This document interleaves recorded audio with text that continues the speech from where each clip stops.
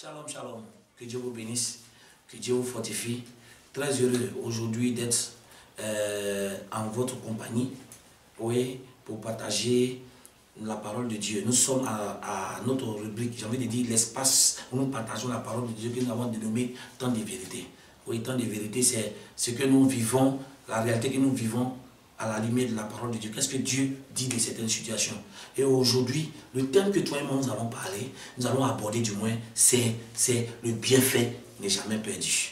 Oui, on le dit toujours dans la vie de tous les jours, tout le monde en parle. Le bienfait n'est jamais perdu. Mais qu'est-ce que la Bible aussi dit de cette situation? Nous allons voir à la lumière de la parole de Dieu des personnes qui ont fait le bien et que des années plus tard, le bien qu'ils ont fait à ces personnes-là, ils ont récolté autant convenable. Et notre texte d'aujourd'hui va se situer précisément dans le livre de 2 Rois chapitre 4 à partir du verset 8.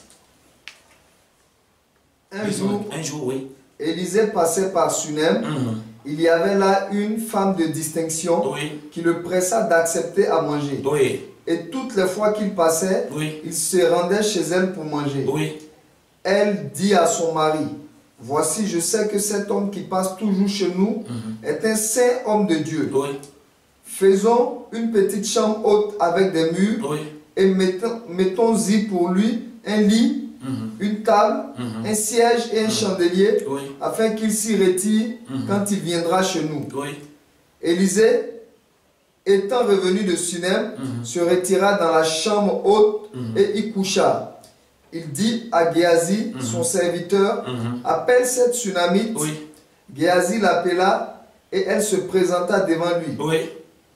Et Élisée dit à Géasi, « Dis-lui, voici tu nous as montré tout cet empressement. Que peut-on faire pour toi? » Waouh! La première partie c'est quoi? Élisée ne connaissait pas la femme ne connaissait pas Élisée. On dit un jour, le chapitre verset 8, le premier verset dit, un jour Élisée passait par Sunem. Donc il ne connaissait pas la femme. La femme l'a vu sûrement passer. Ils ne se connaissent pas. Donc elle a pressé à Élisée de rentrer chez elle pour manger. Quand Élisée est rentré, elle lui a dit à chaque fois qu'il doit passer, viens manger. Donc cette femme, à chaque fois qu'Élisée se rend dans la ville, Élisée va chez elle, il mange et la femme le loge. Maintenant cette femme va discerner. À chaque fois que cet homme qui vient n'est pas un homme simple, c'est un homme de Dieu. Donc elle choisit de faire quoi? Dans sa propre maison, c'est-à-dire que ce n'est pas son parent, dans sa propre maison, elle choisit d'ériger une chambre typiquement pour l'homme de Dieu.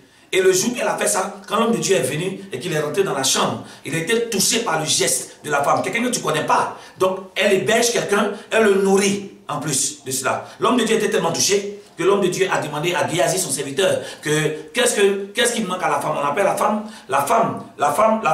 parce que Élisée a dit, que me vaut cet empressement? L'empressement veut dire quoi? Ça veut dire que quand Élisée est là, la femme fait tout pour mettre Élisée à l'aise. La femme fait tout pour que Élisée ne manque de rien. Donc elle pourvoit ses besoins. Oh, c'est quelqu'un qu'elle ne connaissait pas au départ. Ce n'est ni son parent, ce n'est ni la connaissance. Donc elle fait du bien, pas à son parent, elle fait du bien à toute personne. Oui. Et nous avons vu que quand elle avait un problème, c'était un problème d'enfantement. Et l'homme de Dieu va donner une prophétie pour dire l'année prochaine, tu auras un enfant. Et nous allons voir l'accomplissement de cette parole-là avec le texte qui suit, oui. Verset 16, oui. Élisée lui dit, à cette même époque, l'année prochaine, tu embrasseras un fils. Et elle dit, non, mon Seigneur, homme de Dieu, ne trompe pas ta servante. Verset 17, cette femme devint enceinte, et elle enfanta un fils à la même époque, l'année suivante, comme Élisée lui avait dit. Donc la prophétie va se réaliser, elle va avoir un enfant. Et cet enfant va grandir. Et un jour, cet enfant-là va tomber malade. Oui. Et quand il va tomber malade, ils vont l'envoyer à sa mère. Oui, le verset 20, Le serviteur l'emporta et l'amena à sa mère. Et l'enfant resta sur les genoux de sa mère jusqu'à midi. Puis il mourut. Ok. La prophétie a donné l'existence, appelé à l'existence un enfant. Et cet enfant est mort. Et comme cet enfant est mort, voyons cette femme qui sait que c'est pas quoi. C'est un homme de Dieu qui a prié pour elle, pour qu'elle puisse avoir un enfant. Qu'est-ce qu'elle a fait? Elle allait voir l'homme de Dieu. Elle allait appeler l'homme de Dieu. Et l'homme de Dieu va venir. Oui. Verset 35. Élisée s'éloigna. Verset 32. Verset 32. Lorsqu'Élisée arriva dans la maison, voici l'enfant était mort, couché sur son lit. Verset 37 maintenant. Donc l'homme de Dieu va venir et il va venir trouver que l'enfant est effectivement mort. Et il va commencer à prier. Élisée s'éloigna, alla ça et là, par la maison, Puis remonta et s'étendit sur l'enfant.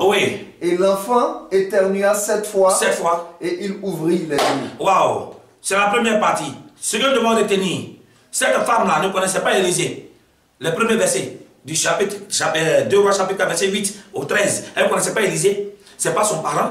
Ce n'est pas quelqu'un qu'elle connaît. Elle voit quelqu'un passer devant sa maison. Elle le presse, viens manger chez moi. Et à chaque fois, elle a dit à cet homme-là, malgré que ce n'est pas son parent, ce n'est pas quelqu'un qu'elle connaît. Elle dit, à chaque fois qu'il va passer chez moi, viens manger. Et elle va plus loin même pour dire, elle a prévu même une place spéciale pour la personne qu'elle ne connaît pas. Donc elle fait un bienfait, elle apporte un bienfait dans la vie de l'homme de Dieu. Et l'homme de Dieu lui a posé la question, que me vaut cet empressement? Ça veut dire que l'homme de Dieu se sera à l'aise. Le bien que cette femme a fait, vous allez voir, je ne parle pas du côté de l'enfantement, mais je vais parler du bienfait. Le fait qu'elle a nourri un homme de Dieu, le fait qu'elle a nourri un homme, le fait qu'elle a pourvu, elle a donné une partie de sa maison à un homme qu'elle ne connaît pas. Dans d'autres termes, elle a pratiqué l'hospitalité. Elle a hébergé quelqu'un. Elle a pourvu aux besoins de quelqu'un. Vous allez voir, à son tour, juste pour vous dire, dans la vie, chaque chose a son temps. Et puis avoir des moments où c'est toi qui seras en hauteur. Et puis avoir des moments où, toi qui es en hauteur, tu te retrouves en bas, et celui qui était en bas se retrouve en haut. Regardez ce que le 2 Rois chapitre 8 nous dit. Oui. 2 Rois chapitre 8. Oui. Élisée dit à la femme, dont il avait fait revivre le fils. Revivre le fils, donc c'est de cette même femme-là. Oui. Lève-toi. Lève-toi. Va-t'en. Va-t'en. Toi et ta maison. Mon Dieu. Et séjourne où tu pourras. Séjourne où tu pourras, quoi. Car l'Éternel appelle la famine. Et même elle vient sur le pays pour 7 ans. Mon Dieu, regarde, le bienfait n'est jamais perdu. Parce qu'elle a nourri. Elle a nourri l'homme de Dieu. Elle a donné même une chambre même à l'homme de Dieu dans sa maison. Pendant que c'est un homme inconnu, vous voyez, quand la femme, un problème devait arriver, qu'est-ce qu'elle a fait? Il a couru pour faire quoi? Pour avertir la femme. Il est le prophète de toute une nation. Mais pourquoi c'est à elle seule? Il dit, il faut quitter le pays pour aller te cacher. Pourquoi? Parce que cette femme représente quelque chose de spécial pour elle. Pourquoi? Parce que quand lui, il était dans les besoins, elle a nourri, elle lui a donné un logement. Et aujourd'hui, cette femme, il y a une famine qui va arriver. Qu'est-ce qu'elle fait? Il ne garde pas la nouvelle. Suivez-moi bien, il ne garde pas la nouvelle pour lui. Il partage la nouvelle avec elle. Pour qu'elle soit quoi? Elle soit à l'abri de cette famine. Je suis en train de vous dire qu'une première partie, le bienfait n'est jamais perdu. Vous voyez? En 2 Rois chapitre 4 et 2 Rois 8. Donc il y a eu des années. Le bienfait qu'elle a fait à l'homme de Dieu, en lui donnant à manger, en lui donnant un toit, en s'occupant de lui, vous voyez, une mauvaise nouvelle doit arriver. L'homme de Dieu entend cela, qu'est-ce qu'il fait? Il va lui dire, toutes les personnes à qui tu feras du bien, un jour, un malheur doit voir, un malheur, si quelqu'un a programmé un malheur qui doit t'atteindre, les personnes là vont entendre ça, ils ne vont pas s'asseoir dessus. Ça va les déranger, le bienfait que tu as fait pour eux, ça va les déranger. Ils seront obligés d'aller t'avertir. Ils seront obligés d'aller t'avertir. Combien de personnes, des problèmes arrivent dans leur vie sans qu'ils ne sachent? Tout dépend du bienfait, c'est vrai. Il y a des personnes, je sais que l'homme est méchant, c'est vrai. Il y a la méchanceté. Mais parmi toutes les personnes qui sont sur la terre, là, tout le monde n'est pas aussi mauvais. Donc le bienfait qu'il a pratiqué envers cette femme-là a fait qu'il y a eu un problème qui allait arriver. Qu'est-ce qu'il a fait? Il a donné l'information à la femme pour que la femme soit sauvée, qu'elle ne soit pas touchée. Que Dieu nous donne un cœur. De telle sorte que nous faisons le bien. Ce que tu fais aujourd'hui, tu ne vois pas son importance. Demain, tu peux trouver, tu vas avoir un problème. Et c'est la personne que tu as aidée là. C'est la personne qui viendra à ton secours. Regardez la suite, mon Dieu. Oui. La femme se leva. Oui. Et elle fit selon la parole de l'homme de Dieu. Oui, continue, continue. Elle s'en alla, elle oui. et sa maison. Oui. Et séjourna 7 ans au pays des Philistins. 7 ans au pays des Philistins. Continue, oui. Au bout des 7 ans. Au bout des 7 ans, mon Dieu. Du pays la femme est revenue maintenant au pays des Philistins. Oui. Et elle alla implorer le roi. Vous l'entendez? Oui, continue. Au sujet de sa maison. Au sujet de sa maison. Et de son champ, s'il vous plaît. Avant qu'elle ne parte, elle avait une maison. Elle avait un champ. Suivez-moi bien. Là où le bienfait n'est pas perdu. Donc elle est partie pour 7 ans. Quand elle est revenue, on a déjà pris sa maison, on a pris son champ. Et plusieurs fois, mon Dieu, plusieurs fois, elle a fait une tentative pour aller dire au roi, je vais récupérer ma maison, je vais récupérer mes biens. Elle n'a pas eu gain de cause. Mais regardez là où elle va avoir gain de cause. Oui. Le roi s'entretenait avec Géasi. Le roi s'entretenait avec Géasi. Vous savez que c'était Géasi qui était avec Élisée dans sa maison où la femme les a hébergés. Oui. Serviteur de l'homme de Dieu. Serviteur de l'homme de Dieu qui est Élisée, oui. Et il disait, raconte-moi, je t'en prie. Oui.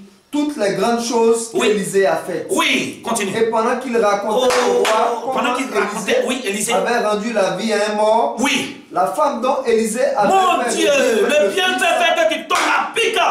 Pendant que Élisée et Géasi étaient en train de parler de la femme au roi, la femme qui a un problème débarque en même temps. Quand ton cœur est blanc, quand ton cœur est blanc, ça veut dire quoi? Quand on te fait du mal, la Bible dit quoi? Quand on nous fait du mal, de faire quoi? De faire le bien. Il dit pratiquer le bien en tout temps. Même si les gens vous pratiquent la méchanceté, s'il te plaît, reste une femme de bien, un homme de bien. Regarde, quand tu es un homme de bien, tu continues de faire du bien, même si les gens continuent de te faire du mal. Tu arriveras, le jour où tu auras un problème, tu vas arriver au moment propice où la solution de ton problème est là. Elle a voulu voir le roi plusieurs fois, elle n'a pas pu. Mais ce jour-là, pendant que Géasi est en train de parler d'elle au roi, automatiquement la femme est arrivée. Oui, continue. Oui. La femme dont Élisée avait fait revivre le fils vint implorer le roi au sujet de sa maison, de son champ. Et de son champ. Elle est revenue encore, oui. Géasi dit, ô roi, mon Seigneur, voici la femme. Oui. Et voici son fils qu'Élisée a fait revivre. Continue, oui. Le roi interrogea la femme. Le roi interrogea la femme encore. Et elle lui fit le récit. Elle lui fit tout le récit. Continue. Puis le roi lui donna un eunuque auquel il dit faire restituer tout ce qui appartient à cette femme. Oui. Avec tous les revenus du champ. Avec tous les revenus du champ, quoi? Depuis le jour qu'elle a le pays. Oui, qu'elle a quitté le pays. Jusqu'à maintenant. Oh mon Dieu. Je suis en train de dire à quelqu'un, le bienfait n'est jamais perdu. Si elle n'avait pas hébergé Élisée et son serviteur, si elle n'avait pas nourri pendant un temps, pendant un long temps même, si elle n'avait même pas construit, elle n'avait pas hébergé Élisée. Vous voyez, aujourd'hui elle avait un problème. Elle a perdu tous ses terres. Qui a fait qu'elle a eu? C'est parce qu'elle a fait du bien à Élisée, elle a fait du bien à Géasi. Donc pendant que Géasi a raconté ça, on dit ce qu'elle a perdu, elle a retrouvé ça. Bien aimé, le bienfait n'est jamais perdu. Aujourd'hui, c'est elle qui a des problèmes. Et qui a eu la solution? C'est ceux qu'elle a hébergés chez elle à la maison. Le bienfait n'est jamais perdu. Si quelqu'un te dit, toi, ton cœur est trop gentil, tu aides tout le monde, lui là, il ne faut pas l'écouter. Ayons le cœur de Jésus. Aidons le maximum de personnes. Parce qu'en aidant des personnes, aujourd'hui, toi aujourd'hui tu peux être au pic. L'autre, celui que tu aides, il est en bas. Mais demain, toi qui es en haut, tu peux te retrouver en bas. Et celui que tu as aidé pendant qu'il était en bas, il y a la reconnaissance qui veut venir. Voilà pourquoi la Bible dit dans Galates 9, Galates 6 du moins, le verset 9 à 10. Il dit, ne nous lassons point. Et ne nous lassons point de faire le bien. Car nous allons moissonner ou quoi, autant convenable. Si nous ne nous relâchons point, ça veut dire que continuons de faire le bien. Et le verset 10 nous dit quoi? Le verset 10 dit quoi? Il dit, pendant qu'il est temps, faisons du bien envers les frères. Pendant qu'il est temps. Donc pendant que tout va bien chez toi, fais du bien aux gens. Galates 9, verset 10. Galates 6, verset 10. Pendant qu'il est temps, fais du bien autour de toi. Pendant que tu envoies l'argent, fais du bien. Il ne faut pas penser seulement à toi-même. Parce que cette femme avait toute cette maison, mais elle a perdu. Il a fallu l'intervention de Géasi, qui est le serviteur de l'homme de Dieu, pour qu'on lui restitue. Et on dit quoi? On restitue depuis quand? Depuis le premier jour, oh mon Dieu. C'est pas quand elle est revenue. Depuis le premier jour qu'elle est partie, on a compté cela. Le bienfait fait que tu peux récolter au centime ce que tu as semé dans la vie de quelqu'un. Je prie que Dieu fasse que la méchanceté quitte ton cœur. Je sais, peut-être que pendant que tu m'écoutes, ton cœur te fait un peu mal. Pourquoi? Parce que tu vois que tu as passé ton temps à aider les gens. Si aujourd'hui tu n'as pas de solution, calme-toi, continue. Dieu touchera le cœur d'une personne que tu as aidée. Même si tu n'as pas aidé, mais il va prendre tes enfants aussi en compte. Parce que prenons tout en compte. C'est des années après. C'est pas maintenant, c'est les années après. Tu peux ne pas bénéficier du bienfait aujourd'hui. Mais après ton départ, quelqu'un d'autre peut prendre tes enfants en charge. Et cela est dû à quoi? Cela est dû au bienfait que tu as fait dans la vie de quelqu'un. Je te motive à pratiquer le bien. Même si des gens se pensent reconnaissants. Même si on fait le bien, qu'on nous donne le mal. Voilà, soyons comme Joseph. Il dit, vous avez voulu me faire du mal. Mais le Seigneur a fait quoi? A changé en bien. Que Dieu fasse que tu restes une femme bien. Je ne sais pas, quelqu'un t'a brisé le cœur. Quelqu'un t'a fait du mal, quelqu'un t'a volé. Quelqu'un a détruit ton entreprise. S'il te plaît, ne laisse pas la colère te façonner en une autre femme. Te faire devenir un homme de rancune, un homme qui ne pardonne pas. Non, tourne la page. Continue de faire le bien. Car un jour Dieu se souviendra de toi. J'ose croire que cela vous a fait du bien. Je vais vous motiver avec cela. Que Dieu vous fortifie. Que Dieu vous bénisse. Ne nous lassons point.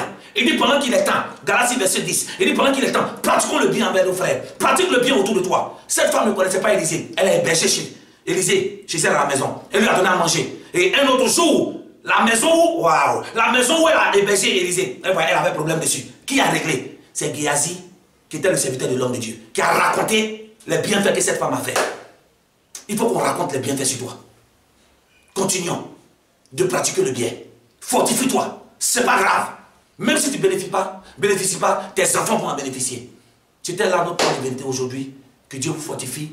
Que Dieu vous fortifie. Que Dieu vous bénisse. Shalom. Shalom.